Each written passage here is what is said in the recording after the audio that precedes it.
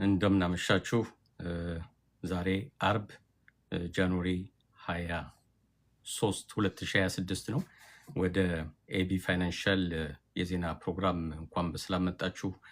ዛሬ ውለው እንዴት ነበር? የፋይናንስ የቢዝነስ የአገር የዓለም ውሎ እንዴት ነበር? ሰሞኑስ እንዴት ነበር የሚለውን አጠር ያለ መረጃ አቀርብላችኋለሁ። እስከቻላችሁ ድረስ ከኔ ጋር ቆዩ። የዛሬውን ፕሮግራም ደግሞ በዩቲዩብ ላይ አብነት ፋይናንሻል በሚለው ፕሮግራም ዝግጅት ወይም የዩቲዩብ ፔጅ እና ማራኪ ቲቪ በሚለው የዩቲዩብ ፔጅ ይጫናል። እዛም ማየት ትችላላችሁ፣ ሼር ማድረግ ትችላላችሁ። ከስቶክ ማርኬት ዜናዎች ልጀምር። ስታንዳርድ ኤንድ ፑር 500 ዛሬ 6915 ፖይንት ነው የጨረሰው፣ በ0.03% ጨምሯል። ናስዳክ ዛሬ በ0.228% ጨምሯል። ናስዳክ የቴክኖሎጂ ካምፓኒዎች ፕላስ ባንኮችና ኢንሹራንሶች ያሉበት ነው። 23501 ደርሷል። በቴክኖሎጂ ካምፓኒዎች ምክንያት ናስዳክ ዛሬ ከፍ ብሏል። ዶው ጆንስ ዛሬ በኔጌቲቭ ነው የጨረሰው፣ 0.58% ቀንሷል። በ49099 የጨረሰው ቢሆንም ባለፈው ሳምንት ከ49000 ወርዶ ነበር። እንደገና ተመልሶ ወደ 49000 መውረዱ ወደዛም መውጣቱ ራሱ አንድ ጥሩ ነገር ነው። በዋናነት ዛሬ ዶው ጆንስን የጎዳው የኢንቴል ካምፓኒ ነው። ኢንቴል ካምፓኒ ስቶኩ ቀንሶበታል፣ በኋላ እናየዋለን። በሱ ምክንያት በጣም ተጎድቷል። በአጠቃላይ ሳምንቱን በምናይበት ጊዜ ስታንዳርድ ኤንድ ፑር 500 500 ከ10 ቢሊዮን ዶላር በላይ ማርኬት ካፒታል ያላቸው ተቋማት ወይም ካምፓኒዎች በ0.5% በኔጌቲቭ ነው ሳምንቱን የጨረሱት። ዶው ጆንስ በኔጌቲቭ 0.6% ነው ሳምንቱን የጨረሰው። ከባለፈው ሳምንት ጀምሮ በተለይ የግሪንላንድ ወሬ ከተወራና ፕሬዚዳንት ትራምፕ በጉልበትም በገንዘብም ቢሆን እናገኛታለን ሲሉ ከነበረበት ጊዜ ጀምሮ ስቶክ ማርኬት በኔጌቲቭ ነው የከረመው። ትናንትና ትንሽ እና ዛሬ ተሽሏል። ምክንያቱም ፕሬዚዳንቱ አውሮፓ ነበሩ። የጦርነቱን ጉዳይ ትቼዋለሁ፣ በጉልበት በኃይል ግሪንላንድን ለመያዝ ፍላጎት የለኝም፣ በድርድር ይዛለሁ ስላሉ ትንሽ ነገሮቹ መረጋጋት መጥተዋል እንጂ ለሁለት ሳምንት ያህል ስቶኩ ቀንሶ ነበር።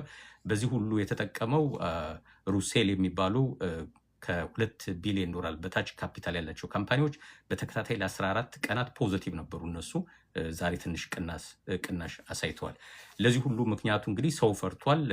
ስቶኩ ሲቀንስ ሰው እየፈራ ነው። ሰው ከፈራ ደግሞ መጠቆሚያ ቪክስ ትባላለች። በቺካጎ በሚገኝ ተቋም በኩል የተለያዩ ካምፓኒዎች ኢንቨስተሮች በየጊዜው የሚሞሉት ፎርም አለ፣ የሰርቬይ ፎርም አለ። ለሚቀጥሉት 30 ቀናት ፍርሃታችሁ እንዴት ነው? ጨምሯል ወይስ ቀንሷል? ስቶክ ላይ ኢንቨስት ማድረግ፣ ኢኮኖሚው ላይ መንቀሳቀስ ፍርሃታችሁ እንዴት ነው የሚል ጥያቄ ቀርቦላቸው የተለያየ ጥያቄ በዛ የሚሰጥ አናሊሲስ ነው። ከ20 ፖይንት በላይ ከሆነች ቪክስ ፍርሃት አለ ማለት ነው። ከ20 በታች ከሆነ ደህና ነው ማለት ነው። ዛሬ የሚያሳየው ወደ 15 ፖይንት አካባቢ ናት ቪክስ። ስለዚህ ፍርሃት አለ። ይህን ያህል ፓኒክ የሚፈጥር አይደለም። በእርግጥ ምክንያቱም ይታወቃል። አውሮፓኖች ፈርተዋል። የአሜሪካ ቢዝነሶች ሆኖ ከአውሮፓ ጋር የሚሰሩ ፈርተዋል። ምክንያቱም አውሮፓ ላይ ተጨማሪ ታሪፍ ይጫናል ተብሎ ስለነበር ከሚቀጥለው ወር ጀምሮ። እንዲሁም ወደ 8 የአውሮፓ ሀገራት የግሪንላንድን ሽያጭ አብረው ከአሜሪካ ጋር ሆኖ ተባብረው ዴንማርክ ላይ ፕሬዠር አድርገው ካላስሸጡልኝ በቀር እንድሸጥ ካላደረጉ በቀር ጁን ላይ ወደ 25% ታሪፍ ይጨምራለሁ ብለው ነበር። ኦልሬዲ አሁን የአውሮፓ ሀገራት 15% ታሪፍ አለባቸው። እንግሊዝ 10% ታሪፍ አለባት። ተጨማሪ እንግዲህ 10 እና 25% ጁን ላይ ደግሞ ሲጫንባቸው ክሎስቱ ወደ 30-40% አካባቢ ሊሆንባቸው ነው ታሪፉ ማለት ነው። አሜሪካ ከሚመጡ የሌሎች ሀገር ፕሮዳክቶች ጋር የአውሮፓ ምርቶች መወዳደር ይከብዳቸዋል። ስለዚህ የአሜሪካ ካምፓኒዎች ከአውሮፓ ጋር በትብብር የሚሰሩ የአውሮፓ ካምፓኒዎችም ፈርተዋል ማለት ነው። ወይም ግለሰቦች ኢንቨስተሮች እነዚህ ካምፓኒዎች ላይ ኢንቨስት ማድረግ ፈርተዋል። ገንዘባቸውን ያሸሻሉ። ይሄ ገንዘብ የሸሸው ገንዘብ ስቶኩ ከተሸጠ በኋላ ከሸጡ በኋላ እንግዲህ በሚሊዮን ዶላር የሚያወጡ ግለሰቦች ወይም ካምፓኒዎች የት ላይ ነው እያስቀመጡ ያሉት ገንዘቡን ከተባለ ሰሞኑን በዛው ልክ የተሳካላቸው እንግዲህ ወርቅና ሲልቨር ናቸው። ወርቅ $4889 ገብቷል። በታሪኩ እንግዲህ እንደዚህ ገብቶ አይታወቅም። በቅርቡ ያው 5000 እንደሚገባ ይጠበቃል። በዚሁ ልክ ነው የሚቀጥለው። የሚቀጥሉት ወራት ምናልባትም ለሚቀጥሉት 3 ዓመታት በዓለም አቀፍ ደረጃ የሚመጡ ለውጦች ካሁኑ ለመተንበይ በጣም አስቸጋሪ ናቸው። በየሳምንቱ እየተደረገ ያለውን ነገር ስለምናውቅ ሰዎች ስቶክ ማርኬት ላይ ገንዘብ ለማስቀመጥ በሚፈሩበት ጊዜ የተለያዩ መንግስታትን አምነው ገንዘብ መስጠት፣ በቦንድ መልክ ማበደር በሚፈሩበት ጊዜ ያላቸው አማራጭ ዋጋቸው የወድቃል ላይ ተብሎ በማይገመቱ ኮሞዲቲዎች ላይ ማስቀመጥ ነው የሚሆነው። ወርቅ አንዱ ተመራጭ ነው። 4889 በአንድ ኦንስ ገብቷል። የዛሬ አንድ ዓመት አካባቢ እንደዚህ አይነት ፕሮግራሞችን በምሰራበት ጊዜ ወደ 2500 አካባቢ ነው የነበረው። ስለዚህ በአንድ ዓመት ውስጥ ከ1500 በላይ ጨምሯል። በአጠቃላይ ባለፈው ዓመት በ77% ነው የጨመረው። ባለፈው ዓመት 7%፣ እስካሁን ድረስ ግን ከዓመት እስከ ዓመት ስናወዳድረው ግን በአጠቃላይ በ77% ጨምሯል። በአለፉት 4 ሳምንታት ብቻ በ8% ነው የጨመረው የወርቅ ዋጋ። ስለዚህ ወርቅ ላይ ገንዘብ የተወሰነ ገንዘብ ማስቀመጥ የሚጠቅም እንደሆነ ያሳያል ማለት ነው። ከማርች 20 በተለይ ደግሞ ከ22 የራሻ ጦርነት ከተጀመረ በኋላ የወርቅ እድገት አስገራሚ እየሆነ መጥቷል። እንደሌላው ጊዜ ዲፌንሲቭ አሴት መሆኑ ብቻ ሳይሆን እንደ እግር ኳስ ተጫዋች ማለት ነው ተከላካይ ብቻ ሳይሆን አሁን አጥቂ እየሆነ ነው። ከስቶክም በላይ ውጤት የሚገኝበት እየሆነ ነው። ከወርቅ በላይ ደግሞ የተሳካለት ሲልቨር ነው። ሲልቨር ዛሬ ለመጀመሪያ ጊዜ $100 ገብቷል በአንድ ኦንስ። ምናልባት የዚህም ዜና ፕሮግራም መከታተል የጀመራችሁት በቅርቡ ከሆነ የዛሬ 2 ሳምንት 3 ሳምንት በማቀርብበት ጊዜ ዜና $70 ገባ፣ ሪከርድ ሰበር እያልኩ ነበር። ይኸው ዛሬ $100 ገብቷል። ያኔ እንኳን ሲልቨር የገዛ ሰው ካለ ቢያንስ በአንድ ሳምንት ውስጥ በአንድ ኦንስ $130 ጭማሪ ያገኛል ማለት ነው። ስለዚህ ገንዘባችን የት ነው የምናስቀምጠው የሚለውን እንደዚህ አይነት ዜናዎችን በመከታተል የራሳችሁን ደግሞ ማጣራት ንባብ በማድረግ ገንዘባችሁን ብታንቀሳቀሱ ጥሩ ነው ብዬ አምናለሁ። ነዳጅ ተረጋግቷል። አሁንም 59 በበርሜል ነው የሚሸጠው።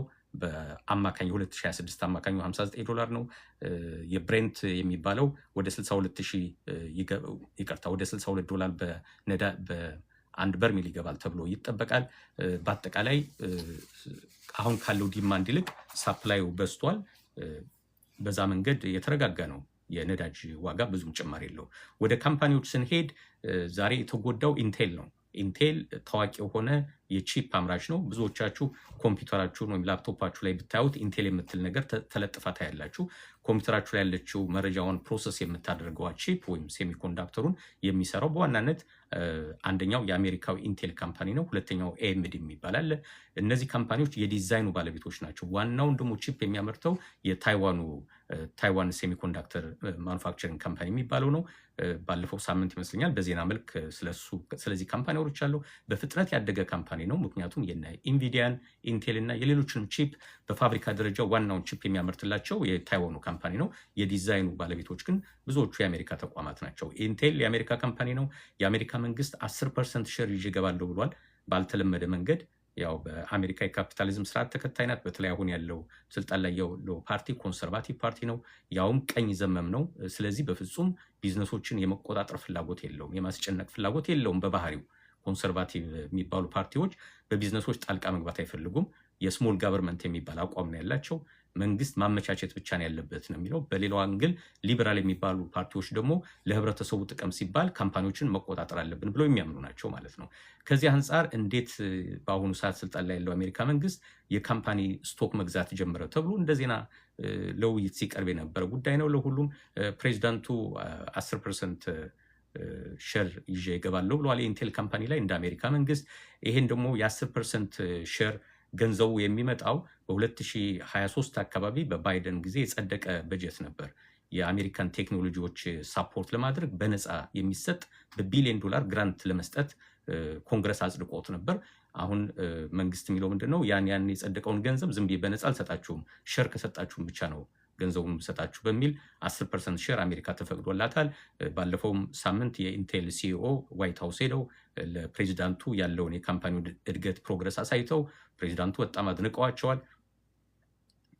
ሆኖም ዛሬ ስቶኩ በጣም ነው የተጎዳበት። ምክንያቱም ሪፖርቱን አቀረበ። ባቀረበው ሪፖርት መሰረት ልክ እንደኛ እንደ ጭቁኖቹ በደሞዝ ብቻ እንደምንተዳደረው ሰዎች ከእጅ ወዳፍ እንደምንኖር ሰዎች ካምፓኒውም በቃ እኔም ከእጅ ወዳፍ ነው እየኖርኩ ያለሁት፣ በቂ ኢንቨንተሪ የለኝም፣ ካምፓኒዎቼ ኦርደር ካረጉኝ ውስጥ 40% ብቻ ነው ስቶክ ያለኝ፣ ሌላውን ገና ኦርደር አድርጌ መጠበቅ ላይ ነው ያለሁት። ዛሬ ዴሊቨሪ ተጠይቄ ወይም ኦርደር ቀርቦልኝ በማግስቱ ዴሊቨር ማድረግበት አቅም የለኝም የሚል ሪፖርት አቅርቧል። በዛ ምክንያት ሰዎች እዚህ ካምፓኒ ላይ መተማመን አያስፈልግም በሚል ይመስላል ስቶካቸውን ሸጠው እየወጡ ነው። በአንድ ቀን ብቻ 17% ነው የቀነሰበት ዛሬ። ይሄ በጣም አስጨናቂ ነገር ነው። እንዲያው በጣም ክፉ ወሬ እንኳን በሚወራበት ጊዜ ለምሳሌ ኤለን ማስክ የሆነ ሐሙስ ቀን ፕሬዚዳንት ትራምፕን በሚመለከት ኔጌቲቭ ነገር ትዊት አደረገ። የእሳቸው ስም የእንትና ማነው በሴክስ የተከሰሰው ግለሰብ ዶክመንት ውስጥ ታይቷል የሚል ፖስት አደረገ። ሲያቀብጠው ማለት ነው ፕሬዚዳንቱ በዛ ተናደዱ። አንዳንድ ነገሮችን እሳቸውን ፖስት ማድረግ ሲጀምሩ በአንድ ቀን ብቻ ቴስላ 8% ነበር የቀነስበት። ይሄ ባለፈው ወደ ኤፕሪል ሜይ አካባቢ ኤለን ማስክ ከዋይት ሃውስ የወጣበት ጊዜ ማለት ነው። እሱ ራሱ በቢሊዮን ዶላር ኪሳራ ነው ለካምፓኒው። ዛሬ እንግዲህ ኢንቴል ላይ ኢንቨስት ያደርጉ ሰዎች 17% ቀንሶባቸዋል። የዛሬ 2 ወር የአሜሪካ መንግስት ስቶክ ይዞ ሊገባ ነው ሲባል ደግሞ በጣም ጨምሮ የነበረ ስቶክ ነው። እንግዲህ ሰው ተስፋ አድርጎ ነበር፣ አልሆነም ማለት ነው። ስለዚህ ማኔጅመንት ጋር የሆነ ችግር እንዳለ ያሳያል ማለት ነው። ኢንቪዲያ ዛሬ ቀንቶታል። ከ1.5 እስከ 1.7% ስቶኩ ጨምሮለታል። ዋናው ደግሞ ያው ፖለቲካ ነው። የቻይና መንግስት የቻይና ካምፓኒዎች H200 የተባሉ የኢንቪዲያ አርቲፊሻል ኢንቴሊጀንስ ቺፕ እንዲገዙ መዘጋጀት አለባቸው የሚል ትእዛዝ ሰጥቷቸዋል። የዛሬ ሳምንትና 2 ሳምንት ደግሞ እንዳትገዙ ሲሏቸው ነበር። ያው አሜሪካ የኢራንን ነዳጅ የሚገዛ ላይ 25% ታሪፍ እጭናለሁ ስትል ቻይና ደግሞ ዞር ብላ ለካምፓኒዎቿ H200 የሚባለውን እጠረጥረዋለሁ መረጃ ወደ አሜሪካ እያስተላለፈብኝ ሊሆን ይችላል እንዳትገዙ ስትል ነበር። ዛሬ እንግዲህ አሜሪካ በዛ በኩል ስታቀዘቅዘው ቻይና መታ በዚህ በኩል ታቀዘቅዘዋለች ማለት ነው። አሁን ለቻይና ካምፓኒዎች ተነግሯቸዋል፣ ተዘጋጁ ተብሏል። ይህን ቺፕ ለመግዛት ከአሜሪካ ቺፑ ሲሸጥ 25% ይመስለኛል ለአሜሪካ መንግስት ገቢ ይደረጋል ተብሏል። በዚህ መሰረት የኢንቪዲያ ስቶክ ዛሬ ጨምሮለታል። ማይክሮሶፍት በ3.45% ዛሬ ስቶኩ ጨምሮለታል። ዶው ጆንስ ውስጥ ያሉት ግዙፍ 30 ካምፓኒዎች በዋናነት ዛሬ የተሳካለት ማይክሮሶፍት ነው። ሮብ ከነገ ወዲያ ማለት ነው የሚቀጥለው ሳምንት ሮብ የኳርተሩን ሪፖርት ያቀርባል። እሱ ከተሳካለት ደግሞ በኳርተሩ ተሳክቶልኛል ካለ ስቶኩ ይጨምራል ማለት ነው። ጃንዋሪ 29 ነው ሪፖርቱን የሚያቀርበው። በጣም ከፍ ያለ ዋጋ ደርሶበት ከነበረበት ጊዜ ጋር ሲወዳደር ግን ስቲል አሁን ማይክሮሶፍት የሚሸጥበት ስቶክ ወደ 430 ነበር እንግዲህ ባለፈው ሳምንት ሳየው በ16% ግን ቀንሷል አሁንም ቢሆን። ስለዚህ እድል አለ ማለት ነው። ይሄ ካምፓኒ ማደግ እድል አለው። በ4 ትሪሊየን ቀጥሎ ወደ 5 ትሪሊየን መግባት የሚችል ካምፓኒ ነው ማይክሮሶፍት። እንደሚታወቀው በዓለም ከአፕል ኮምፒውተሮች ውጭ ያሉት ሌሎች ኮምፒውተሮች በሙሉ የማይክሮሶፍትን ፕሮዳክት ነው የሚጠቀሙት። እንዲህ በቀላሉ ከማርኬት የሚወጣ ካምፓኒ አይመስልም። ተሳክቶለታል። ዛሬ በ3.45% ጨምሮለታል። ኢሚዩኒቲ ባዮ የተባለው ካምፓኒ ዛሬ በ6.45 ነው ስቶኩ የሚሸጠው። በ12.13% ቀንሶበታል ስቶኩ። በጣም ቮላታይል ነው። በአንድ ወር ብቻ በ207% ጨምሮለት ነበር። በአንድ ሳምንት ብቻ በ63% ጨምሮለት ነበር። ዛሬ ግን በ12.13% ጨምሯል። እንግዲህ እንደዚህ ነው። በአንድ ወር ውስጥ 200 ጨምሮ በአንድ ቀን 12 ቢቀንስ ብዙም ላይሆን ይችላል። ይሄ የሚያሳየው ግን ለምንድን ነው እንደዚህ ከፍ ዝቅ የሚለው ብለን ካምፓኒውን ብናጠናው የተለየ ታሪክ ሆኖ እናገኘዋለን። ካምፓኒው በዋናነት ትኩረት የሚያደርገው ቫክስ ሕክምና ላይ የተሳተፈ ካምፓኒ ነው። የብሬን ካንሰር የያዛቸው ላይ ትሪትመንት መድኃኒት ነው እያዘጋጀ ያለው። ግሊዮ ብላስቶማ የሚባል እንደዚህ አይነት ህመም ያለባቸው ፔሽንቶች ላይ ነው የሚያተኩረው። ከ23 የዚህን ካምፓኒ የምርምር ውጤት የሆነውን አንኪቲቫ የተባለ መድኃኒት ነው። እሱን ከተጠቀሙ 23 ሰዎች ውስጥ 19ኙ ሰርቫይቭ አድርገዋል ነው የተባሉት። ብሬን ካንሰር አለባቸው። ዩዥዋሊ ይሄ አይነት ብሬን ካንሰር ያለው ሰው ዲያግኖስ ከተደረገና በሽታው ከታወቀበት በኋላ በህይወት የሚቆየው ከ10 እስከ 15 ወራት ብቻ ነው በአማካኝ የሚቆየው ማለት ነው። ይሄን መድኃኒት የወሰዱ ሰዎች ግን ከ23ቱ 19ኙ ቀጥለዋል፣ እስካሁን እየኖሩ ነው። ስለዚህ ተሳክቶለታል ተብሎ ነበር። ነገር ግን ገና ኤፍዲኤ አፕሩቭ አላደረገለትም። የአሜሪካ ፌደራል ድራግ አድሚኒስትሬሽን አፕሩቭ አላደረገለትም። ሳውዲ አረቢያ አፕሩቭ አድርጋለታለች። እንግዲህ በኤፍዲኤ በኩል ያው በጣም ከባድ ነው። አሜሪካ ዝም ብሎ በቀላሉ እንደዚህ አይነት ነገር አፕሩቫል አይገኝም። ብቻ ትንሽ ወሬ ሲወራ ስለዚህ ካምፓኒ ኢንቨስተሮች ወይ ደንግጠው ቶሎ ሸጠው ይወጣሉ፣ ወይ በደስታ ወዲያው ጃምፕ አድርገው ይገቡበታል። ለሁሉም እንደዛ ሆኗል። ፊሊፕ ሞሪስ የተባለው ካምፓኒ ZYN የተባለውን መድኃኒቱን የናይኮቲን ፓውች ነው። ይሄን ፓውች አፕሩቭ እንዲደረግለት ጠይቋል ለፌደራል ድራግ አድሚኒስትሬሽን። ይሄን ፓውች የሚጠቀሙ ሰዎች ሲጋራ ላይ ያላቸው ሱሳቸው ይቀንሳል፣ ከሲጋራ ጋር የሚመጣውንም እንደ ካንሰር አይነት በሽታዎች እና ሌላውን በሽታ የመቋቋም እድል ይኖራል በሚል ፊሊፕ ሞሪስ ለኤፍዲኤ ዛሬ ጥያቄ አቅርቧል። ወደ ሌሎች የአሜሪካ የኢኮኖሚ ወሬዎች ሊሄድ የፌዴራል ሪዘርቭ ቼርፐርሰን እንግዲህ 2026 ላይ ናቸው ስልጣናቸውን የሚለቁት ጀሮሚ ፖውል ከፕሬዚዳንት ትራምፕ ጋር ያው እንደተናነቁ ናቸው። እሳቸው ኢኮኖሚስት ናቸው። በኢኮኖሚ ቲዎሪ መሰረት ብቻ ነው የወለድ የምጨምረው ወይም የምቀንሰው የሚል አቋም ነው ያላቸው። 12 ጋቨርነሮች የፌዴራል ሪዘርቭ ቦርድ ጋቨርነሮች በጋራ ነው ድምፅ የሚሰጡበት እንጂ የአንድ ሰው ውሳኔ አይደለም። አሁን በተከታታይ ያለፉትን ወራት እንደምናየው ኦልሞስት 11-1 ነው ድምፁ። በቅርቡ የዋይት ሃውስ የፕሬዚዳንቱ የኢኮኖሚ አማካሪ የሆኑት ሰው ከገቡ በኋላ እሳቸው ብቻ ናቸው በደንብ ይቀንስ እያሉ የሚከራከሩት በ0.5 እና በ1 ይቀንስ እያሉ የሚከራከሩት እንጂ ሌሎች የፌዴራል ሪዘርቭ ዳይሬክተሮች ሁሌ ጥንቃቄ ያበዛሉ። ምክንያቱም ወለዱን ከሚገባው በላይ ከቀነሰ ኢንፍሌሽኑ ሊጨምር ስለሚችል ማለት ነው። ኢንፍሌሽኑ ደግሞ ላለፉት 2 ዓመታት የአሜሪካን ሕዝብ ያሰቃየው ኢንፍሌሽኑ ስለሆነ ተመልሰን እንደዛ ጣጣ ውስጥ መግባት የለብንም በሚል አቋም ይዘዋል። ለሁሉም 2026 ሜይ እየደረሰ ነው። ጀሮሚ ፖውል በአሁኑ ሰዓት የፌዴራል ሪዘርቭ ጋቨርነር የሆኑት ብሔራዊ ባንክ ማለት ነው ኃላፊ የሆኑት ስልጣናቸውን ይለቃሉ።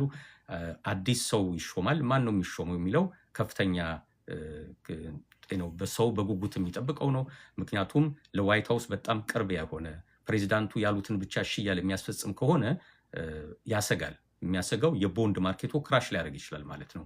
ቦንድ ላይ ኢንቨስት ያደርጉት በብዛት የውጭ ሀገር መንግስታት ናቸው። እነሱ የአሜሪካ መንግስት ላይ ገንዘብ የሚያስቀምጡት የሚያበድሩት ለአሜሪካ መንግስት ቶታል ወደ 37 ትሪሊዮን ዶላር የአሜሪካ መንግስት ብድር አለበት። ይህን ሁሉ ገንዘብ ያበደሩት ፌዴራል ሪዘርቭ ነፃነት አለው በኢኮኖሚስቶች እና በባለሙያዎች ብቻ ተመርኩዞ በእውቀት ላይ ተመርኩዞ ይወስናል የሚል እምነት ስላላቸው ነው እንጂ ዋይት ሃውስ ያለ አንድ ባለስልጣን ስልክ ደውሎ ወለድ ጨምሩ ቀንሱ ስላለ ብቻ ወለድ የሚጨምርና የሚቀንስ ከሆነ ይፈራሉ። ኮለብል ቦንድ የሚባል አለ። እንደነ ቻይና፣ ጃፓን ባለፈው ዓመት ኮለብል ቦንዱን ጠርተው በቃ ገንዘባችን ይመለስልን ያበደርነው ገንዘብ በአስቸኳይ ይሰጠን ሲሉ የቦንድ ማርኬቱ ባንድ ክራሽ ያደርጋል ማለት ነው። ለአሜሪካ መንግስት ገንዘብ ማስጠት ሰዎች ያቆማሉ። ያ ደግሞ የአሜሪካ መንግስት ከዛ ገንዘብ ነው ሶሻል ሴኩሪቲ፣ ሜዲኬር፣ ሜዲኬድ ቤኔፊቶችን የሚሸፍነው ከዛ ተነስቶ ነው፣ ከዛ በሚያገኘው ገንዘብ ነው። ስለዚህ ዞሮ ዞሮ ወደ ህዝቡ ችግሩ ይመጣል። ስለዚህ የፌዴራል ሪዘርቭን ቼርፐርሰን መምረጥ ቀላል ነገር አይደለም። የአሜሪካ ጉዳይ ብቻ ሳይሆን የዓለም ጉዳይ ነው የሚሆነው። በፌዴራል በኮርት ደግሞ በሱፕሪም ኮርት ደግሞ ከዚህ በፊትም ተወስኗል። ይሄ ጀስት የመንግስት ድርጅት አይደለም፣ ኳሲ ፕራይቬት ነው ብለዋል። በቃ የዓለምን ኢኮኖሚ የአሜሪካን ኢኮኖሚ በሙሉ ወለዱንና ሌሎች ሜካኒዝሞች ኢንስትሩመንቶች ስላሉት የሚቆጣጠርበት ተቋም ስለሆነ ጀስት የመንግስት ተቋም ነው ብሎ ዝም ብሎ መወሰን አይቻልም። ፕራይቬት ካምፓኒዎችም ስቶክ ማርኬቶችም ቦንድም ሁሉም በዚህ ተቋም ነው አንድ ውሳኔ ሊጎዱ ይችላሉ። ስለዚህ መንግስት እንደልቡ ሰው የመሾምና የመሻር መብት የለውም በሚል ሱፕሪም ኮርት ወስነውበት ነበር። ስለዚህ በጣም ሲሪየስ ፖዚሽን ነው ማለት ነው። 2 ሰዎች ለጊዜው እየተወዳደሩ ነው። ምናልባት በሚቀጥለው ሳምንት ይታወቃል ተብሏል እሳቸውን ማን እንደሚተካ። የአሜሪካን መንግስት በሚመለከት ሌላ በጣም አስጨናቂ ዜና የነበረው ይሄ ወር ሊያልቅ 7 ቀን የቀረው እንደሚታወቀው ወይ እንደሚገመተው ከዚህ ወር በኋላ ደግሞ ፌዴራል መንግስት ይዘጋል። ለምንድን ነው የሚዘጋው? ኦክቶበር ላይ እንደነበረው የፌዴራል መንግስት ከዚህ በፊት ከ1 ዓመት በፊት ባወጣው በጀት 2025 ባጸደቀው የ4 ዓመት በጀት ማለት ነው የኦባማ ኬር ፕሮግራም እንዲቋረጥ እና ሜዲኬድ ላይ ወደ 40 ቢሊዮን ዶላር ይመስለኛል በየዓመቱ እንዲቀነስ ነገር ተብሎ ተወስኖ ነበር። በዚህ ዓመት ግን በጀቱ የፌዴራል መንግስት የአዲሱ ዓመት 2026 በጀት በሴኔት እና ኮንግረስ መጽደቅ ነበረበት። ዲሞክራቶቹ ኖ አሉ። በቃ ኦባማ ኬር ካልቀጠለ በቀር አንፈቅድም አሉ፣ አንፈርምም አሉ። ስለዚህ ከ1 ወር ሳምንት ነው 2 ሳምንት ያህል ብቻ የፌዴራል መንግስት ተዘግቶ ነበር። ለሁሉም 8 የሚሆኑ የዲሞክራቲክ ፓርቲ አባላትን ግድ የለም ፈርሙልንና ዲሴምበር ላይ ተደራድረን የኦባማ ኬርን ጉዳይ እናስቀጥለዋለን፣ የሆነ መፍትሄ እናገኛለን ብለው ነበር። ይኸው ዲሴምበር አልቋል፣ ምንም የመጣ ለውጥ የለም። ዛሬ ግን አንድ ጥሩ ዜና መጥቷል። ይኸውም በፌዴራል መንግስት ደረጃ የሃውስ የሚባለው ዛሬ አሳልፎታል። አንዱን ምናልባት የመጨረሻውን ቢል ይመስለኛል ዛሬ አሳልፈዋል። ከዚህ በኋላ እንግዲህ ያ ሻትዳውን ጃንዋሪ ካለቀ በኋላ 1 ሳምንት የሚጠበቀው ሻትዳውን ላይኖር ይችላል ማለት ነው። ምናልባት ሴኔትም ካጸደቀው ከዛ ፕሬዚዳንቱ ጋር ቀርቦ ፕሬዚዳንቱ በፊርማ ካጸደቁት ይሄ ወር ከማለቁ በፊት ማለት ነው። ስለዚህ ፌዴራል መንግስት ሻትዳውን አይኖርም። የፌዴራል መንግስት ሰራተኞች ስራቸውን ይቀጥላሉ። እንደ ዋሽንግተን ዲሲ አይነት ብዙ የፌዴራል መንግስት ቢሮዎች ባሉበት ቦታ ያሉ ቢዝነሶች፣ የትራንስፖርት ካምፓኒዎች ኡበር እና ሊፍት የሚሰሩም ስራቸውን ይቀጥላሉ። አይስተጓጎልም ስራቸው ማለት ነው። ለሁሉም 1 ሳምንት ነው የቀረው። ሴኔት እና ፕሬዚዳንቱ ማጽደቅ አለባቸው በዚህ ሳምንት። የሚቀጥለው ሳምንት ደግሞ ከባድ ስኖ ነው ያለው ዋሽንግተን ዲሲ እና አካባቢው ማለት ነው። እነዚህ ሰዎች በዙም ነው የሚሰባሰቡት ወይም በሌላ ቴክኖሎጂ ተሰባስበው ነው የሚወስኑት ስብሰባ የሚያደርጉት። በስኖ ምክንያት መንገዱ ስለሚዘጋጋ መንግስትም ቢሮ ይዘጋል። ምናልባት የመንግስት ሰራተኛ የሆናችሁ ሰዎች ኦፒኤም የሚባለው አፕሊኬሽን ካላችሁ ስልካችሁ ላይ ኦፒኤም ገብታችሁ ቢሮ መቼ እንደሚዘጋ እንደማይዘጋ ቼክ ማድረግ ትችላላችሁ። ከአሁኑ ግን የሚባለው ያው ብዙዎቹ የግልም የመንግስት ቢሮዎችም የሚቀጥለው ሳምንት ይዘጋሉ። ስለዚህ የመጨረሻዋ ሳምንት ናት ማለት ነው። በዚህ በሚዘጋበት ጊዜ ሴኔት እንዴት አድርጎ ነው የሚወስነው? እንዴት አድርገው ነው የሚገናኙት? ያው ከፈለጉ ምንም የሚያቅታቸው ነገር አይኖርም። በኦንላይንም መገናኘት ይችላሉ። ካልፈለጉስ በረዷን ሰበብ አድርገው ስብሰባን ቦታ አንመጣም ካሉስ? ምክንያቱም ትልቅ የፖለቲካ ውሳኔ ነው። በተለይ ፕሬዚዳንቱ የማይፈልጉት ነገር ከሆነ ይሄን ፕሬዚዳንቱ የማይፈልጉትን ነገር ደግፎ ድምፅ ለመስጠት ሪፐብሊካኖቹ ደስተኞች አይሆንም ወይም ይፈራሉ። ከእሳቸው ጋር መጣላት አይፈልጉም። ስለዚህ በበረዶ ምክንያት ትንሽ በረዶ እያንቀጠቀጠኝ ስለሆነ በረዶ አልመጣም ብለው ቤታቸው ይቀራሉ። ካላለፈ አሁንም ኦባማ ኬር ይቋረጣል ማለት ነው። እንደዛ ከሆነ እንደገና ፌዴራል መንግስት ይዘጋል ማለት ነው። እናያለን እንግዲህ 1 ሳምንት ነው የቀራቸው። ለሁሉም ግን ለህብረተሰቡ የሚጠቅመው ኦባማ ኬር ቀጥሎ አብዛኛው ሰው የዛ በአነስተኛ ኮስትም ቢሆን የሄልዝ ኢንሹራንስ ከቨሬጅ የሚያገኝበት ነገር ቢቀጥል አብዛኛው ህዝብ ይጠቀማል። ወደ 70% የሚሆኑ ሪፐብሊካኖች ኦባማ ኬር ይጠቀማሉ። የሚገርመው እሱ ነው። እንደሱም ሆኖ ግን ኦባማ ኬርን መስማት እንኳን የማይፈልጉት ደግሞ እነሱ ናቸው። ኦባማ የሚለውን ስም እንኳን መስማት የማይፈልጉት እነሱ ናቸው። ለሁሉም 1 ሳምንት ነው የቀረን። በጉጉት እንጠብቀዋለን ሁላችን። በነገራችን ላይ ኦባማ ኬር ቢቋረጥ የሚጎዱት ኦባማ ኬር የሚጠቀሙት ብቻ አይደሉም፣ ሁሉም ነው የሚጎዳው። ምክንያቱም የኢንሹራንስ ፖሊሲው ምንድነው? ፑል ነው። አንድ ፑል ላይ ያ ሪስክ አለብን የሚሉ ሰዎች በሙሉ ሲመጡ ፑሉ እየሰፋ ሲሄድ እያንዳንዱ ግለሰብ የሚሸከመው መጠን እየቀነሰለት ይሄዳል፣ ፕሪሚየሙ እየቀነሰለት ይሄዳል። ግን በዛ ፑል የኦባማ ኬር ዋና ዓላማ እሱ ነው። መጀመሪያ ፔናልቲ ኢምፖዝ አደረገባቸው። እዚህ ፑል ውስጥ አልገባ የምትሉ ከሆነ ሄልዝ ኢንሹራንስ አልገባ የምትሉ ከሆነ ፔናላይዝ ትደረጋላችሁ፣ ትቀጣላችሁ፣ ታክስ ቅጣት ይጠብቃችኋል። ፈቃደኛ ከሆናችሁ ግን አብዛኛውን ገንዘብ ፌዴራል መንግስት ይከፍልላቸዋል፣ እናንተ ትንሽ ነው የምትከፍሉት ተባሉ። እሺ ብለው ገቡ። ፑሉ ጨመረ።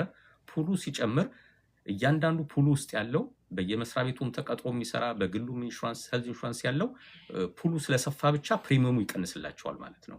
አሁን ግን ፎር ዲፍረንት ሪዝንስ ኦባማ ኬር የሚጠቀሙት በቃ ኑሮ ተወዷል፣ ምን እንዲያውም ጤነኛ ነኝ መድኃኒትም አልፈልግም በቃ ይቅርብኝ ብለው ከፑሉ ቢወጡ ፑሉ ስኩዊዝ ያደርጋል፣ ይጨመቃል ማለት ነው። እዛ ውስጥ የሚቀሩት ሰዎች በግልም ኢንሹራንስ ያላቸው በመስሪያ ቤትም ያላቸው ጥቂት ነው ምን ሆኖ ማለት ነው። ስለዚህ ሳንወድ በግድ በርደኑን እንሸከማለን። አጠቃላይ የሄልዙን ኮስት እኛ ነን የምንሸከመው ማለት ነው። ከዛ አንጻር የኦባማ ኬር መሳካትና ለመሳካት የሁሉም ህዝብ ስኬትና መውደቅ ነው የሚሆነው እንጂ የተወሰኑ የአንድ ፕሮዳክት ተጠቃሚዎች ብቻ አይደለም የሚሆነው። የሚቀጥለው ሳምንት ምንድነው የሚጠበቀው? ፌዴራል ሪዘርቭ ስብሰባ ያደርጋል። አሁንም በረዶ ነው፣ እንዴት እንደሚሰበሰቡ እግዚአብሔር ነው የሚያውቀው። ምክንያቱም ኢንትረስት ሬቱ በ0.25 ይቀንሱታል ተብሎ ይጠበቃል። ግን ስብሰባ 12ቱ ጋቨርነሮች እና ሌሎች ተሳታፊዎችም ዩዥዋሊ ዋሽንግተን ዲሲ ባለው የፌዴራል ሪዘርቭ ቦታ ነው የሚሰባሰቡት። አሁን ግን ከበረዶ አንጻር ወይ በኤሌክትሮኒክስ ስብሰባ ያደርጉ እንደሆነ አይታወቅም፣ ወይም ወደሚቀጥለው ወርም ሊገፉት ይችላሉ። ግን በቀጠሮ መሰረት የሚቀጥለው ሳምንት ነው። ወለዱን በ0.25% ሊቀንሱት ይችላሉ ተብሎ ይጠበቃል። የሚቀጥለው ሮብ ከሜጋ 7 ከሚባሉት በአሜሪካ ግዙፍ የአይቲ ካምፓኒዎች ከሚባሉት ውስጥ 3ቱ የኳርተር ፐርፎርማንሳቸውን ያቀርባሉ። ፌስቡክ ወይም ሜታ፣ ማይክሮሶፍት እና ቴስላ ሪፖርታቸውን ያቀርባሉ። እሱ ደግሞ ስቶክ ማርኬትን ከፍ ወይም ዝቅ የማድረግ እድል አለው። እንደገና ሐሙስ አራተኛው ሜጋ ማግኒፊሰንት 7 የሚባለው ይቅርታ፣ ማግኒፊሰንት 7 የሚባለው አራተኛው አፕል ማለት ነው። ሐሙስ ዕለት ሪፖርቱን ያቀርባል። በአጠቃላይ እነዚህ 7 ማግኒፊሰንት 7 የሚባሉት ካምፓኒዎች ፌስቡክ አለበት፣ ጉግል ወይም አልፋቤት አለበት እና አሁን የተከታት ያሉት እነ ማይክሮሶፍት፣ ቴስላ፣ አፕል፣ ኢንቪዲያን ጨምሮ በአጠቃላይ ስታንዳርድ ኤንድ ፑር ካሉት 500 ካምፓኒዎች 35%ቱን ገንዘብ እነሱ ናቸው የተቆጣጠሩት። በቃ ዋናዎቹ ሀብታሞቹ እነሱ ናቸው። እንዲያውም የሚሏቸው 500ዎቹን ካምፓኒዎች ከሁለት ነው የሚከፍሏቸው። ማግኒፊሰንት 7 እና the remaining 543 ነው የሚላቸው 493 ማለት ነው። 7 ካምፓኒዎች ብቻቸውን 35% የ500ዎችን ገንዘብ ወይም ሀብት የተቆጣጠሩት 7 ካምፓኒዎች ናቸው። ስለዚህ 7 እና 493 the remaining 493 ነው የሚሏቸው። እንግዲህ the remaining የሚባሉት ዩዥዋሊ ትንሾቹ ሲሆን ነው። እነዚህ ግን በቁጥር ብዙ ናቸው፣ በካፒታል ግን አነስተኛ ናቸው ከሌሎች ከነዚህ ከትላልቆች ጋር ሲወዳደር። ዋናዎቹ የዕለቱ ፕሮግራሞች የአሜሪካ እነዚህ ናቸው። ካናዳን በምናይበት ጊዜ ካናዳ ያው ሰሞኑን ፊርማ በፊርማ ሆናለች። ባለፈው ሳምንት ከቻይና ጋር ተስማምታለች 49,000 በቻይና የሚመረቱ የኤሌክትሪክ መኪኖችን ለማስገባት። ድሮ 100% ነበር ታሪፏ፣ 6.1% ብቻ ነው ታሪፍ የሚጭንባቸው ብላለች። በዛው ልክ ደግሞ ወደ $3 ቢሊዮን የሚያወጣ የእርሻ ውጤቶችን ቻይና ከካናዳ ለመግዛት ተስማምታለች። በዚህ ሳምንት ደግሞ የካናዳው ጠቅላይ ሚኒስትር አውሮፓ ነበሩ ዳቮስ ኢኮኖሚ ኮንፈረንስ ላይ። ያው ፕሬዚዳንት ትራምፕም እዛ ተገኝተው ነበር። ዳቮስ በተገኙበት ጊዜ ዳቮሱ ስንት ቢሊዮን ዶላር እንደሆነ አላውቅም፣ ከፍተኛ ውል ተፈራርመው ነው የመጡት ከአውሮፓ ሀገራት ጋር፣ በተለይ ከስዊዘርላንድ ጋር ተስማምተው ነው የመጡት። ካናዳዎች ከአሜሪካ እቅፍ እየወጡ ወደ ቻይና እና ወደ አውሮፓ እየሄዱ ነው። በዳቮስ ስብሰባ ላይ ብዙ ሰዎች የካናዳውን ጠቅላይ ሚኒስትር ንግግር አድንቀውታል። ኢኮኖሚስት ናቸው፣ ታዋቂ ኢኮኖሚስት ናቸው። የካናዳ ፌዴራል ሪዘርቭ ወይም ማዕከላዊ ባንክ ዳይሬክተር ነበሩ ለረጅም ጊዜ። ጠቅላይ ሚኒስትር የሆኑት አሁን እሳቸው ናቸው። ንግግራቸው ሞር የኢኮኖሚስት ንግግር ነው። ስለ ኢኮኖሚ ብቻ ሳይሆን ስለ ዓለም ፖለቲካ እየተናገሩ ነበር እና ከዚህ በኋላ ዋሽንግተን ዲሲ የዓለምን ፖለቲካ የምትመራበት መንገድ አክትሟል የሚል ንግግር ሁሉ ነበር በድፍረት የተናገሩት። ምክንያቱም ያው እንደሚታወቀው በአሜሪካ በኩል ያለው እንቅስቃሴ ከዩናይትድ ኔሽንስ የመውጣት ብዙ የዩናይትድ ኔሽንስ ኤጀንሲዎች ላይ በቃ አልሳተፍም፣ ገንዘብ አልሰጥም። ለምሳሌ የወርልድ ፉድ ፕሮግራም ሊሆን ይችላል፣ ወይም ደግሞ በዩኤስአይድ ለአፍሪካና ለድሃ ሌሎች ሀገራት ኤዥያ፣ ላቲን አሜሪካ የሚሰጠውን ገንዘብ አልሰጥም። ወደ 30 ምናምን የሚሆኑ የዩኤን ፕሮጀክቶችን ገንዘብ አልሰጥም ብላለች አሜሪካ። ለአፍሪካ ፒስኪፒንግ ፎርስ ገንዘብ አልሰጥም ብላለች። ምክንያቱም በቃ የአፍሪካ ጉዳይ የኔ አይደለም ብላለች። አሜሪካ ፈርስት በሚለው አቋማቸው ማለት ነው። እና ለ80 ዓመት የገነባችውን ግሎባላይዜሽን በዚህ መንገድ አሜሪካ ራሷ እያፈረሰችው ስለሆነ፣ እንዲያውም ከዩናይትድ ኔሽንስ ራሱ ወጣለው እያለች ዳርዳር እያለች ስለሆነ ራሷ አሜሪካ ያቋቋመችውን አዲሱን የመንግስት ስርዓት ላለፉት 80 ዓመት የተገነባውን ከዚህ በኋላ አሜሪካ የምትመራው አይደለም እና ሌሎች አውሮፓውያኖች አንድ የሆነ ነገር ብልሃት መፈለግ አለብን የሚል ንግግር እያደረጉ ነበር። ምክንያቱም አውሮፓም ላይ አሜሪካ ጫና እያሳደረችባቸው ስለሆነ ስለፈሩ ማለት ነው። በዚህ መሰረት ፕሬዚዳንቱም ደስተኛ አይደሉም። እንዲያውም ዩናይትድ ኔሽንስን አፍርሰው ሌላ አዲስ የዓለም የሰላም ቦርድ የሚባል ለማቋቋም ጥረት እያደረጉ ነው። በዚህ የሰላም ቦርድ በጋዛ ሰላም ምክንያት የተመጣ ነው።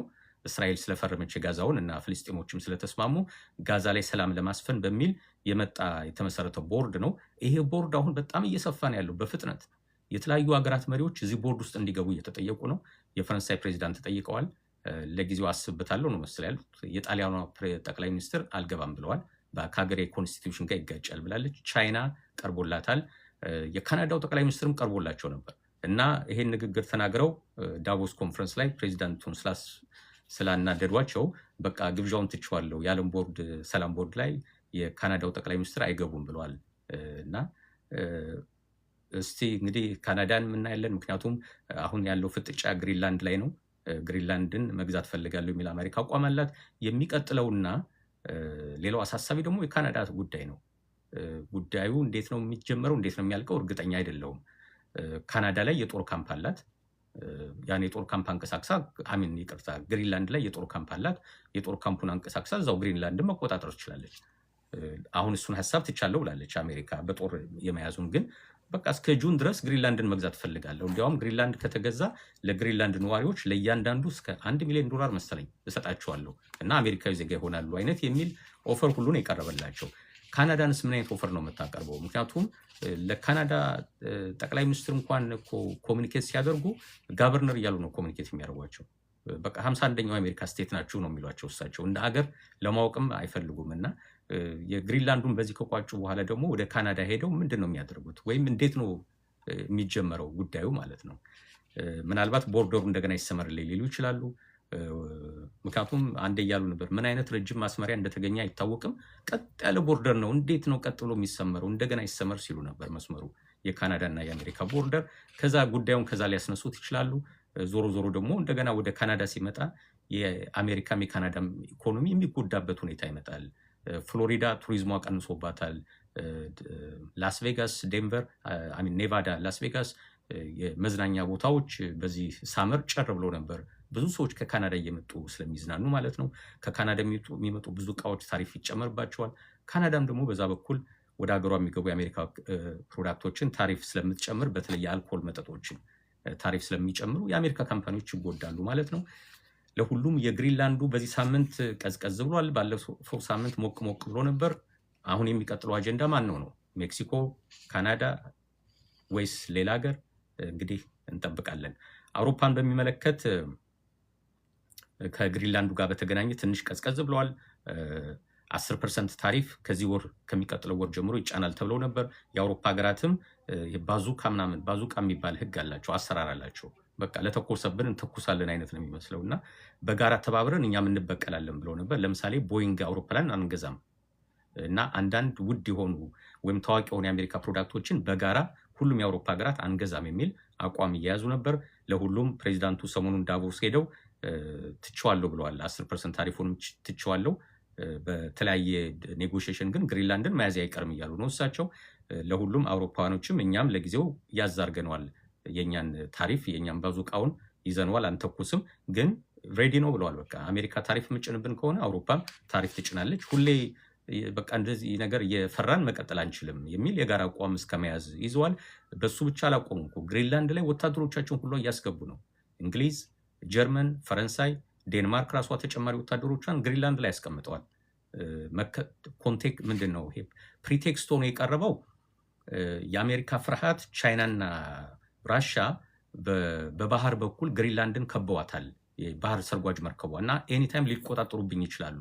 ከተቆጣጠሩ በኢስት ኮስት በኩል ቻይናና ራሻ እንዲጠጉኝ አልፈልግም የሚል አቋም ነው ያላት። እሱ ከሆነ ያስፈራሽ ግሪንላንድ ላይ ቻይናም ራሻም እንዳይገቡ እኛ ጦራችን እዛ እናስቀምጣለን፣ የአውሮፓ ሀገር ናት፣ አውሮፓ ፕሮቴክት ያደርጋታል የሚል አቋም ይዘው ሁሉም ወታደራቸውን እያስገቡ ነው።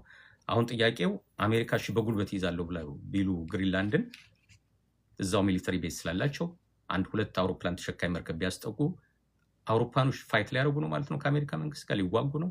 ከተዋጉስ ያሸንፋሉ። ቢሸነፉም ከአሜሪካ ጋር በኋላ የሚኖራቸው ቀጣይ ግንኙነት ምንድን ነው የሚሆነው? የትሬድ የሴኩሪቲ ጉዳይ ስለሚነሳ ማለት ነው። ለሁሉም ይሄ ሳምንት ለአውሮፓ ሀገራትም ትንሽ ፋታ አግኝተዋል በዚህ ሳምንት ማለት ነው። ፋታ ያላገኙት የፈረንሳዩ ጠቅላይ ሚኒስትር ብቻ ናቸው። ምክንያቱም ኮንፈረንሱ ላይ የፀሐይ መነጽር የሚመስል ነገር አድርገው ነበር። ፕሬዚዳንት ትራምፕ በመነጽራቸው ቀልደውባቸዋል ስብሰባው ላይ፣ በዛ ትንሽ አዝነዋል። ቢሆኑም ያ መነጽር ደግሞ በጣም ውድ የሆነ ጣሊያን ዲዛይን የተደረገ ግን ፈረንሳይ የሚሰራ ብዙ ዋጋ የሚያስወጣ ውድ መነጽር ነበር። ምናልባት ፕሬዚዳንቱ አላወቁም ውድ መነጽር መሆኑን። የዓለም አቴንሽን በሙሉ እዛ መነጽር አለፈ ማለት ነው። ነገሩ ኦድ ነው። ምክንያቱም አንድ አዳራሽ ውስጥ አንድ ሰው የፀሐይ መነጽር አድርጎ አይገባም አይደለም። ላይክ ዝናብ ጥላ ይዞ የሚወጣ ሰው አዳራሽ ስብሰባ ላይ ጀንጥላ ይዞ መቀመጥ ማለት ነው የማይሆን ነገር ነው፣ ብርቅ ካልሆነበት ጥላ በቀለ። የፀሐይ መነጽርም እንዴት ይሆናል ነው፣ ግን ፒውር የፀሐይ መነጽር አይደለም። ሰውየው አይ ቲንክ አይናቸው ላይ የሆነ ችግር አለባቸው እና በዛ ምክንያት ነው ያን መነጽር ማድረግ የጀመሩት። በጣም ውድ መነጽር ነው በእርግጥ፣ ግን ፕሬዚዳንት ትራምፕ ስለ መነጽሩ ብዙ አያውቁም መሰለኝ። ቀለዱባቸው ስብሰባ ላይ።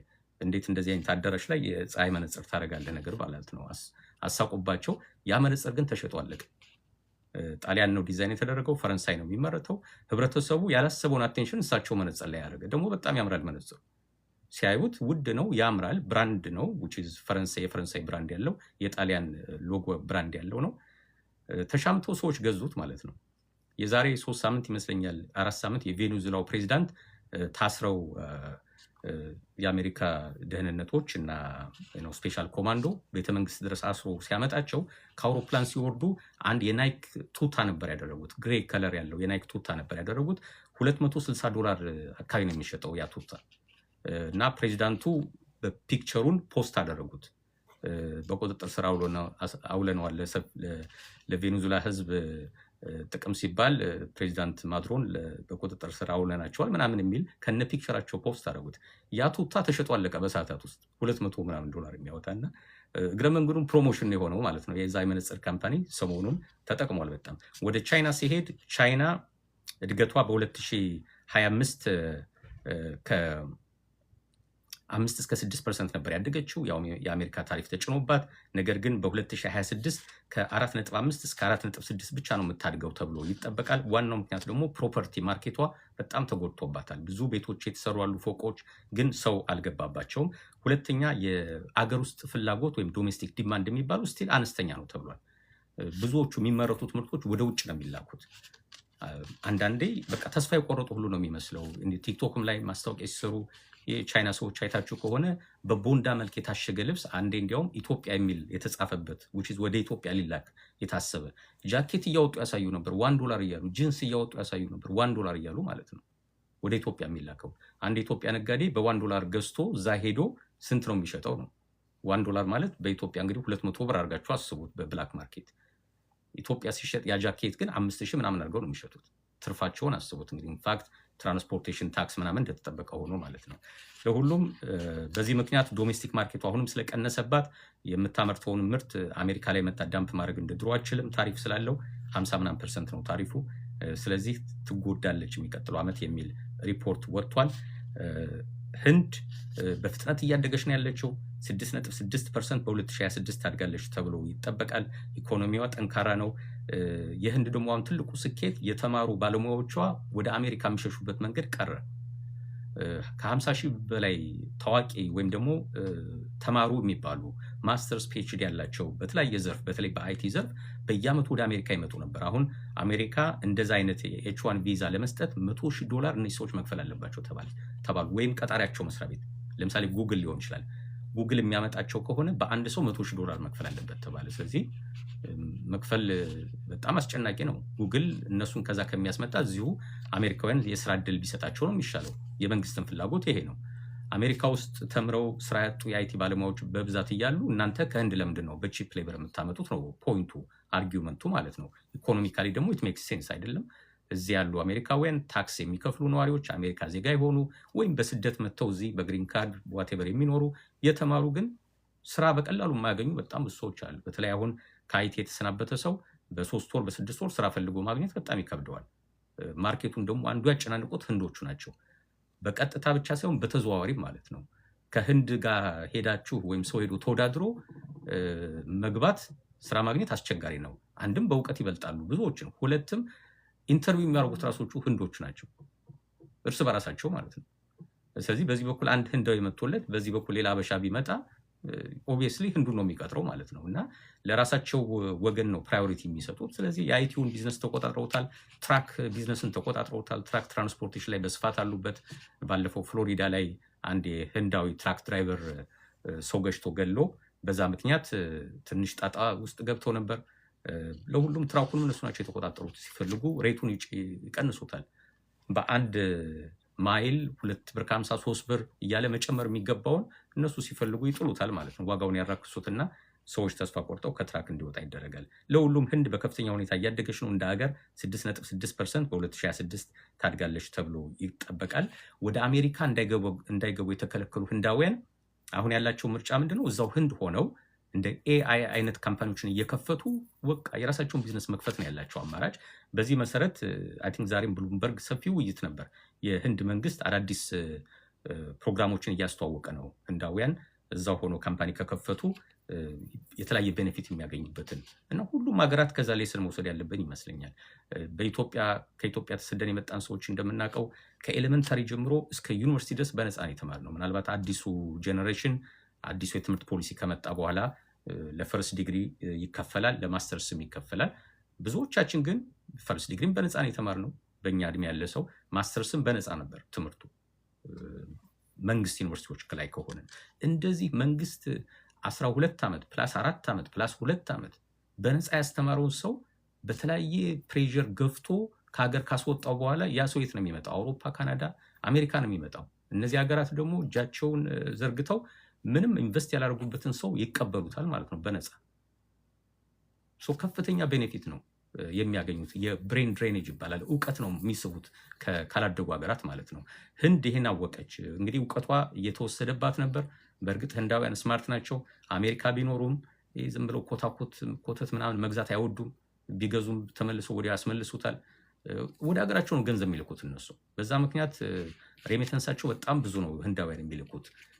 እሱ ሉዝ ታደርጋለች። ቢሆንም እውቀቱ ያላቸው ሰዎች ስለሆኑ አርቲፊሻል ኢንቴሊጀንስ ላይ ካሊፎርኒያ መጥተው ወይም ኒውዮርክ መጥተው ዋቴቨር ያን ካምፓኒ ተቀጣሪ ሆነው ለአሜሪካ ከሚሰሩ እዛው ህንድ ይሄን ነገር ቢጀምሩት ህንድ የአርቲፊሻል ኢንቴሊጀንስ ሴንተር መሆኑ አይቀርም።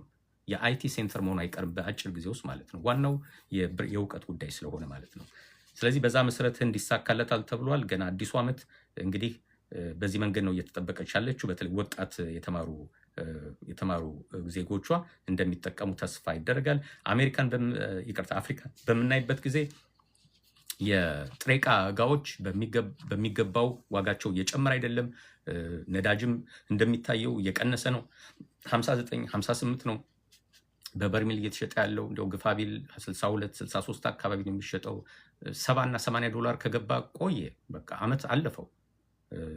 ነዳጅ በጣም ተረጋግቷል። አሜሪካ ለሚኖር ሰው፣ ካናዳ ለሚኖር ጥሩ ዜና ነው። ምክንያቱም ነዳጁ ሲቀንስ ሪቴል ላይ እቃዎች የሚሸጥባቸው ዋጋ እየቀነሰ ይሄዳል። ፕላስ መኪና የምንጠቀም ሰዎች ጋዝ ስንቀዳ 2 ብር 3 ብር አካባቢ ነው የምንገዛው። 80 እና 90 ሲገባ ግን ወደ 4 ብር ወደ 5 ብር እኮ ሊገባ ነው ነዳጅ ዋጋ ማለት ነው። ስለዚህ ከዚህ አንጻር ጥሩ ነው አሜሪካና ካናዳ ለሚኖሩ። ግን አፍሪካ ለሚኖሩስ ለነዳጅ አውጪዎች እስከተባለ እነሱ ይጎዳሉ ማለት ነው። አፍሪካ ነዳጅም ሌላም ጥሬ ዕቃዎች አሏት። የጥሬ ዕቃዎች ዋጋ በጣም እየረከሰ ነው። በዚህ መሰረት የአፍሪካ ኢኮኖሚ ይጎዳል ተብሎ ይገመታል። በአዲሱ ዓመት አፍሪካ ትንሽ ልትጠቀም የምትችለው እንደነ አሁን ግብፅ፣ ኢትዮጵያ፣ ሳውዝ አፍሪካ፣ ናይጄሪያን እርግጠኛ አይደለሁም በአዲሱ ብሪክስ ውስጥ ስለሚካተቱ ወይ ስለተካተቱ ከብሪክስ አባላት ጋር ያላቸው የኢኮኖሚ ነው እንቅስቃሴ አብሮ የማደግ እድል ያገኛል ከሌሎቹ የአፍሪካ ሀገራት በተሻለ ሁኔታ ማለት ነው። እርስ በራሳቸው ሳውዝ ቱ ሳውዝ የሚባል ሪሌሽን ስለጀመሩ በቀላሉ የመግባባት እድል ያገኛሉ። አንዱ ለሌላውም ድጋፍ የማድረግ እድል ሊያገኝ ይችላል። ከዚህ አንጻር የተወሰኑ የአፍሪካ ሀገራት ሊጠቀሙ ይችላሉ። እንደነ ብራዚል አይነት የላቲን አሜሪካ፣ ህንድ፣ ቻይና፣ ራሻ እነዚህ ሁሉ ብሪክስ አባላት ስለሆኑ ሊጠቀሙ ይችላሉ። ዋናዎቹ የሳምንቱና የዕለቱ ወሬዎች እነዚህ ነበሩ። በኤቢ ፋይናንሻል ያቀረብኩላችሁ። ሰሞኑን አንድ ታሪክ አንብቤ ያለው እሱን ላቅርብላችሁና እጨርሳለሁ። የዛሬውን ዜና ዩቲዩብ ላይ ይጫናል ነገ አብነት ፋይናንሻል የሚለው ላይ ወይም ደግሞ ማራኪ ቲቪ ብላችሁ እንደ አንድ ቃል ማራኪ ቲቪ ላይ ብታዩት ታገኙታላችሁ። እዛ ላይ ገብታችሁ ብታዩት ምናልባት መሀል ላይ የገባችሁ ሰዎች ካላችሁ ሼርም ብታደርጉት ጥሩ ነው፣ ብዙ ሰው ማየት እንዲችል ማለት ነው። በተቻለ መጠን በሳምንት 2 3 እየመጣሁ ማታ ማታ እንደዚህ አይነት አፕዴት ማድረግ እሞክራለሁ። እንደገና ደግሞ የሳምንቱን ጠቅላላ አድርጌ በኪድ ኢትዮጵያ የዩቲዩብ ፕሮግራም በሳምንት አንዴ አሰራጨዋለሁ። ይሄ መጨረሻ ላይ ለመዝጊያ የማቀርብላችሁ ታሪክ የኢትዮጵያኖች ታሪክ ነው። ሰዎቹን አላቃቸውም፣ እኔ ስማቸውንም መናገር አልፈልግም። ግን ሪፖርቱን አግኝቼዋለሁ፣ ታሪካቸውን አግኝቼዋለሁ። ሁለቱም እድሜያቸው 28 ነው። $140,000 ደሞዝ አላቸው። $35,000 ቆጥበው ነበር ቦይፍሬንድ ገርፍሬንድ እያሉ ማለት ነው፣ ፍቅረኞች እያሉ ወደ 35,000 የተቆጠበ ገንዘብ አላቸው በሁለቱም በኩል ሲደመር እና ቤት ለመግዛት ነበር እያሰቡ የነበሩት። መሀል ላይ ግን ብንጋባስ የሚል ሀሳብ መጣ። ለመጋባት ተስማሙ። 75 ሰው ብቻ ነው መጋበዝ ያለብን የሚል አቋም ነበራቸው። ለዛ ደግሞ $97,000 75 ሰው ለመጋበዝ ሰርግ ላይ ለመጥራት ተስማሙ። የሙሽሪት እናት ጣልቃ ገቡ። ጣልቃ የገቡበት ምክንያት ምንድን ነው? አንደኛ ብቸኛ ልጄ ነሽ አንቺ፣ ከዚህ በኋላ ሌላ ልጅ ሰርግ መሰረግ አልችልም። ስለዚህ እንዳታሳፍሪኝ። በትንሽ ሰው በ7 ሰውማ የአንቺ ሰርግ መሆን አይችልም። የእነንትናን ሰርግ እየዞርኩ ስበላ ከርሜ እንዴት በአንቺ ሰርግ ሳልጠራቸው ቀራለሁ? እና ያሉትን ሰው በሙሉ ጥሪልኝ አለቻት። ምንም ማድረግ አልተቻለም። ባልም ተቀበለ። 75 ሰው የታሰበው 320 ሰዎች ሆኑ ማለት ነው ለሰርጉ የተጠሩ ሰዎች። በጀቱም ወደ $97,000 ጨመረ የሰርጉ በጀት። ከዛ ውስጥ $62,000 በብድር መልክ ወሰዱት። ይሄ ብድር ደግሞ ከ11 እስከ 24% ወለድ አለው። በአጠቃላይ ከተጋቡ በኋላ እንግዲህ በወር የሚከፍሉት $1840 ለመክፈል በ5 ዓመት ከፍለው ለመጨረስ ነው የተስማሙት። በአመት በአጠቃላይ ወደ $22,080 ይከፍላሉ ማለት ነው። ይሄ ነበር ስምምነቱ። እንግዲህ ሰርጉም ተከናወነ። 62,000ንም ብድር ገቡ። ከዛ በኋላ ቫኬሽን የሚባል ነገር ቀረ። ቤት የመግዛት ሀሳቡ ተቋረጠ። አይ ቲንክ ልጅም የወለዱ አልመሰለኝም። ልጅ ሲመጣ ደግሞ የራሱ ኤክስፔንሶች ኮስቶች ስላሉት ማለት ነው። ይህን ሁሉ ያጡት የሚለው ዜናው በአንድ ኤቨንት ምክንያት ናት። በአንድ ሰርግ በምትባል ኤቨንት ምክንያት ነው ያጡት። እንደ መጀመሪያው ፕላናቸው 75 ሰው 50 ሰው ብቻ አድርገው ቢሆን ኖሮ ይህን ሁሉ ብድር ውስጥ አይገቡም ነበር። እና የውይይት አጀንዳ ነው ሰርግ ወይም ደግሞ ግራጁዌሽን፣ የልጆቻችን ግራጁዌሽን፣ ሃይስኩል ግራጁዌሽን ላይ ምን ያህል ሰው ነው መጥራት ያለብን? የግራጁዌሽኑስ ዓላማ ምንድን ነው? ይሄኛው እንደ ሰርግ ነው እንጂ የኛ ኮሚኒቲ አንዱ መነጋገር ያለበት ግራጁዌሽን ላይ ነው። 12ኛ ክፍል መጨረስ የህይወት ስኬት አይደለም ለኛ ለኢትዮጵያውያን። ለአሜሪካውያን በጣም በሚገርም ሁኔታ በተለይ አፍሪካን አሜሪካን 12ኛ ክፍል መጨረስ ትልቅ ስኬት ነው። ዲፕሎም አለው 12 ዲፕሎም ነው ምናምን ይባላል። ምክንያቱም ሆል ኤጁኬሽን ሲስተም ዲዛይን የተደረገው ለካምፓኒዎች ተቀጥረን እንድንሰራ ነው። ስለዚህ 12ኛ ክፍል የጨረሰ ሰው ቀላል ነው። የሆነ ቦታ ይቀጠራል። ከታችኛው ሌቭል ይጀምራል። ወርክ ከሚባለው የካምፓኒውን ፖሊሲ ያስተምሩታል። ቀስ እያለ እያደገ እስከ ስቶር ማኔጀር ይደርሳል። ቢዝነሱን በደንብ ማኔጅ ማድረግ ይችላል። ዲግሪ፣ ማስተርስ፣ ፒኤችዲ አያስፈልገውም ለማሱ ለአብዛኛው ሰራተኛ የሚል ሲስተሙ እንደዛ ነው ዲዛይን ያደረጉት። ስለዚህ 12ኛ ክፍል መጨረስን ኢትስ ቢግ ዲል አድርገውታል ማለት ነው ለነሱ። 12 ግራጁዌት ነው ማለት ኢትስ ቢግ ዲል ለነሱ። ኢትዮጵያ ለመጣን ሰዎች፣ ህንድ ለመጣ ሰው ፒኤችዲ ኢዝ ናት ቢግ ዲል ለነሱ። ኤቭሪባዲ ሃዝ ፒኤችዲ ለነሱ። ማስተርስ ሁሉም ሰው አለው ህንድ ውስጥ። 12ኛ ክፍል ሲጨርስ ሌሎቹ ጋር ትልቅ ሴሬሞኒ ስላለው እኛም አበሾቹ ገባንበት እዛ ውስጥ ማለት ነው። እኔ እስከማውቀው ኢትዮጵያ ውስጥ አንድ ሰው 12ኛ ክፍል ሲጨርስ ምንም ሴሬሞኒ የለው፣ ጋውን ለብሶ ምናምን እንደዚህ ቀውጥ የሚደረግ ነገር የለው። አሜሪካ ግን ይደረጋል። እና በቅርቡ እንደዚህ አይነት ፕሮግራም በኪድ ኢትዮጵያ አቅርቤ ነበርና አንድ ሰው ደውለውልኝ አንተ ጭራሽ የማታውቀው ሌላ አንድ ነገር አለ አሉ። አዳራሹን ተከራይተን ለዛ ሁሉ ሰው ምግብ ማዘጋጀት ብቻ አይደለም፣ ልጆቻቸው በተለይ ደግሞ ሴቶች ልጆች ካሉ ጓደኞቻቸው ጋር በሙሉ በእያንዳንዱ ጓደኛ መሄድ አለባቸው። ሲሄዱ ለእያንዳንዱ ዲነር የተለያየ ዲነር ልብስ ነው የሚለብሱት። ምክንያቱም ነው አንዱ ጋር የተለበሰ ልብስ ሌላ ጋር መለበስ ነውር ስለሆነ ስለሚያሳፍር በቃ ግዙ ይባላሉ ማለት ነው። ወላጆች ይገዛሉ። ስለዚህ ወላጆች 12ኛ ክፍል ልጆቻቸው ሲያልፉላቸው ግራጁዌሽን ሴሬሞኒ ሲያዘጋጁ አንዱ የሚያስጨንቃቸው ስንት ሰው ነው የምንጠራው፣ አዳራሽ እንዴት ነው የምንከራየው፣ የምግቡ ወጪ፣ ኑሮ ውድነቱን ታስታውቁታላችሁ። ፕላስ ልጆቻቸውን ማስደሰት አለባቸው። እሱ እንደተጠበቀ ሆኖ ፕላስ ኤክስፔክት ያደርጋሉ የሚመጣው ሰው ጊፍት ይዞላቸው እንዲመጣ። ኮንግራጁሌሽንስ የምትል እዚች ቲክቶክ እና ፌስቡክ ላይ ያለችውን አበባ መርጨት ምን ይሰራላቸዋል እነሱ? ዶላሩ ነው የሚፈልገው። ፋሲል ደግሞ ጥይቷ ይላታል። ጥይቷን ነው የሚፈልጓት። ስለዚህ የአማዞን ካርድ የምናምን ወይ 100፣ 300፣ 500 እያደረግን በፖስታ እያሸግን እንድንሰጣቸውን ኤክስፔክት የሚያደርጉት በጣም ብዙ ብድር ውስጥ ስለሚያስገባቸው የአንድ ቀን ድግስ ማለት ነው። እሱ ብቻ አይደለም እኮ የተጠሩበት ቦታ ሁሉ መሄድ አለባቸው እነዚህ ሰዎች ልጆቻቸውን ይዘው አዳዲስ ልብስ እያለበሱ በሄዱበት ቦታ ደግሞ እንደገና ገንዘብ መስጠት አለባቸው። እዛም ኤክስፔክት ይደረጋል። ኮሚኒቲያችን በዚህ ጉዳይ ላይ መወያየት ያለብን ይመስለኛል። እንደ ኮሚኒቲ ትንሽ ፋይናንሳችን መቆጣጠራችን ላይ አስቸጋሪ ነው የሚሆነው። ለአንድ ግራጁዌሽን 20,000 30,000 ብር የሚወጣው ገንዘብ ለልጆቹ ለሚቀጥለው ኮሌጅ ቢከፈል ሜቢ አንድ ዓመት የሁለት ኮሌጃቸውን ይከፍልላቸዋል። እነሱ የትምህርት ቤት ብድር ውስጥ ከሚገቡ ከነሱ ጋር ተመካክረን በአነስተኛ ሴሬሞኒ ሃንድል አድርገ ነው ለትምህርት ቤታቸው ቢከፈላቸው ይሻላል። እኛ ምዳ ውስጥ ሳንገባ እሱንም ደግሞ አስቀድመን ከልጅነታቸው ጀምሮ ኮሌጅ 529 ምናምን በሚባሉ ፕሮግራሞች ገንዘብ ካስቀመጥን ግራጁዌሽኑ ሲደርስ እንግዲህ ልጅ ይቅርታ እኔ ለኮሌጅሽ 20,000 ብር 25,000 ብር አስቀምጨልሻለሁ፣ ይህን ገንዘብ አውጥተሽው ከፈለግሽ ለግራጁዌሽን እንጠቀምበት፣ ለኮሌጅሽ ማትፈልጊው ከሆነ ብለን ከነሱ ጋር በደንብ ብንመካከርበት ይሻላል። ብድር ውስጥ ገብተን ደግሰን ለማይሆን ነገር እነዚህ ሰዎችም ትዳር ውስጥ ናቸው። ትዳር ትልቅ ነገር ነው። በእኛ ኮሚኒቲም የተከበረ ነገር ነው በብዙ ኮሚኒቲ። ነገር ግን በአንድ ቀን ሰርግ ይህን ያህል ህይወትን ምስቅልቅል የሚያደርግ ፋይናንስን ምስቅልቅል የሚያደርግ ብድር ውስጥ መግባት ተገቢ አይመስለኝም። ለሰርግ አንድ ቀን ነው፣ ጋብቻ ግን 50 ዓመት ነው። ኑሮ 50 ዓመት ነው። ኑሮ ፎሬቨር ነው።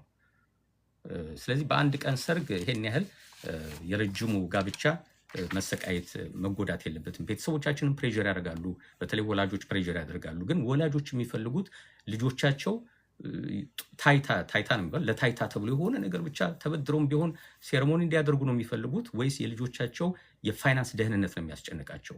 ልጆቻቸው ከተጋቡ በኋላ ቤት ገዝተው ልጅ ወልደው በጥሩ ፋይናንስ እንዲያሳድጉ ነው የሚፈልጉት? ግን የራሱ ጉዳይ በቃ ብቻ ሰርጉ ይመርልኝ እንጂ የፈለጋችሁትን ብድር ውስጥ ግቡ፣ ዕዳ ውስጥ ግቡ የሚል ወላጅ ከመረጃና እውቀት ማጣት ካልሆነ በቀር ኮንሲኩዌንሱን ቢያውቁት እንደዛ የሚጨኩር አይመስለኝም። አሁን ትልቁ ችግር ምንድነው? ፕሬዠር ነው።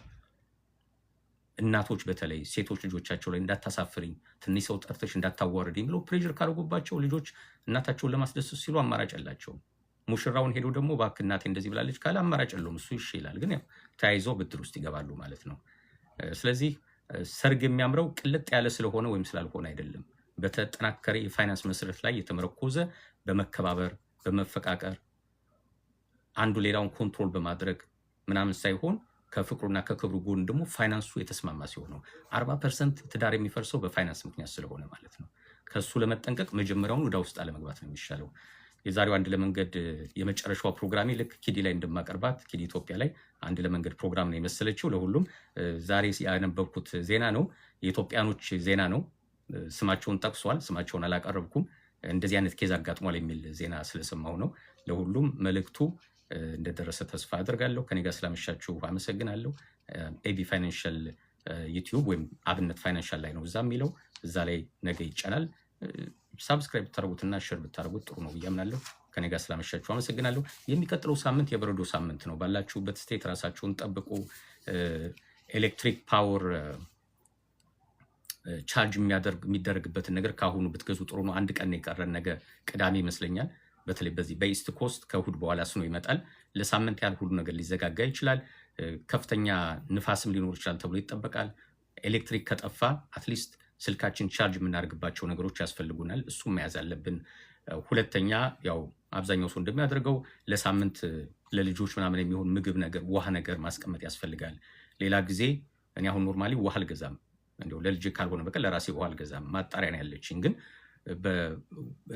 ከቅዝቃዜው በጣም ከመጨመሩ የተነሳ ፓይፑ የሆነ ነገር ቢሆንና ውሃው ቢቋረጥብኝ ምንድን ነው የማደርገው?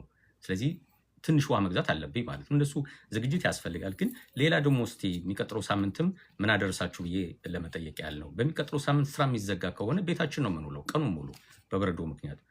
በሚቀጥለው ሳምንት እቅዳችን ምንድን ነው? ቀኑን ሙሉ በምንውልበት ጊዜ ምንድን ነው ልናደርግ ያስብነው? እስቲ ቻሌንጅ እንድትወስዱ ፈልጌ ነው። የአይቲ ካምፓኒ ምናምን የሆናችሁ ሰራተኛ የሆናችሁ ሰዎች፣ የፋይናንስ ወይም ሌላ ባለሙያ የሆናችሁ ሰዎች የሚቀጥለው ዓመት ከዚህ በኋላ ያለው ለስራችን ትልቁ ትሬት አርቲፊሻል ኢንቴሊጀንስ ነው። ስለዚህ የአርቲፊሻል ኢንቴሊጀንስ ኮርስ በሚቀጥለው ሳምንት ለመማር ብንሞክርስ ምን ይመስላችኋል? ወይም ሌላ ዋቴቨር እናንተ የፈለጋችሁትን። እስከዛሬ ስራ ቢዚ ነኝ ምናምን ስትሉ የነበሩ ሰዎች ይሄው 5 ቀን ምናምን ስታክ ልታርጉ ነው አንድ ቤት ውስጥ። ምንድን ነው ተኝተን ነው የምንውለው? መጠጥ ነው የምንጠጣው? ፊልም ነው የምናየው? ምንድን ነው የምናደርገው? እስቲ አንድ ኮርስ ፒክ እናርግና በ3 ቀን በ4 ቀን የምንጨርሳት በኦንላይን የምንጨርሳት ኮርስ ፒክ ብናረግ ከዛ በኋላ በዛው ሌቭል ደግሞ ሞመንቱን ብንጨምረው አይ ቲንክ ጥሩ አቅጣጫ ይመስለኛል። ለራሴ ፕላን ያደረኩት 2 ስራዎችን የሚቀጥለው ሳምንት መጨረስ አለብኝ። ለእኔ ጥሩ አጋጣሚ ነው የሚሆነው። ወደ ውጭ ለመውጣት ጊዜውም እንደሌላው ጊዜ ስለማይባክን በትራንስፖርት ቤት ነው ያለሁት። ደንበኞቼን በዙም ነው የማገኛቸው።